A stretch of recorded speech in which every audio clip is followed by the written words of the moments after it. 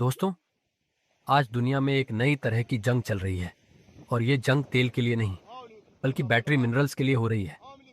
Lithium, cobalt और निकल ये वही ये खनिज है हैं जिनसे लिथियम। मोबाइल फोन, इलेक्ट्रिक गाड़ियां और बड़ी बैटरियां बनती हैं। समस्या ये है कि पूरी दुनिया में ये मिनरल्स बहुत सीमित हैं, लेकिन इनकी डिमांड तेजी से बढ़ रही है। अमेरिका, चीन, यूरोप और भारत सभी देश अब इन मिनरल्स पर कंट्रोल पाने की कोशिश कर रहे हैं। सबसे मजबूत पकड़ अभी चीन की मानी जाती है, क्योंकि बैटरी बनाने और मिनरल प्रोसेसिंग में उसका दबदबा बहुत बड़ा है। इसी वजह से अमेरिका और बाकी देश चीन पर निर्भरता कम करना चाहते हैं। विशेषज्ञों का मानना है कि भविष्य में जिस देश के पास बैटरी मिनरल्स का कंट्रोल होगा, वही टेक्नोलॉजी और ईवी मार्केट पर राज करेगा और इसका असर आम लोगों पर भी पड़ेगा। मोबाइल, इलेक्ट्रिक गाड़ियां और इलेक्ट्रॉनिक सामान महंगे हो सकते हैं।